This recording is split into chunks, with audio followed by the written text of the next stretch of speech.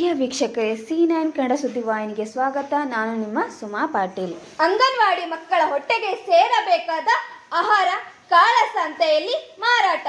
ಹೌದು ಪ್ರಿಯ ವೀಕ್ಷಕರೇ, ಇಂಥದೊಂದು ಕರ್ಮಕಾಂಡ ಕಂಡು ಬಂದದ್ದು ಯಾದಗಿರಿ ಜಿಲ್ಲೆಯ ಹುಣಸಗಿ ತಾಲೂಕಿನ ಹಗರಟಗಿ ಗ್ರಾಮದ ಅಂಗನವಾಡಿ ಕೇಂದ್ರದಲ್ಲಿ ನಡೆಯುತ್ತಿರುವ ಕರ್ಮಕಾಂಡ. ಅಂಗನವಾಡಿ ಕಾರ್ಯಕರ್ತೆ ಉಮಾದೇವಿಯಿಂದ ಅಕ್ರಮ. ಕಾರ್ಯಕರ್ತೆ ಉಮಾದೇವಿ ಹಾಗೂ ಸ್ಥಳೀಯ ಓರ್ವ ಯುವಕ ಸೇರಿ ಅಂಗನವಾಡಿ ಆಹಾರ ಸಾಮಗ್ರಿಗಳು ಚೀಲದಲ್ಲಿ ತುಂಬಿಕೊಂಡು ಹೋಗಿ ಮಾರಾಟ.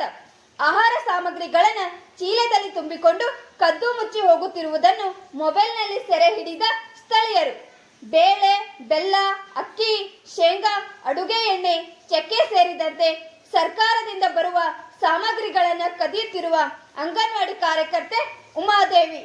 ವರದಿಗಾರರು ಮೌನೇಶ್ ಆರ್ ಬೋಯಿ.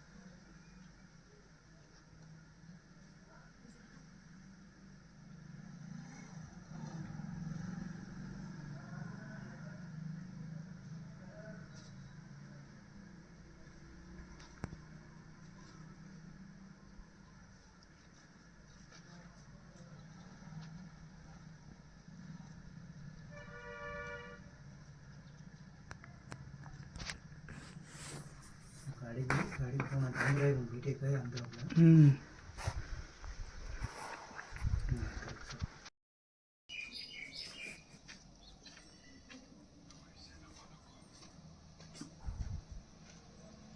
गाड़ी को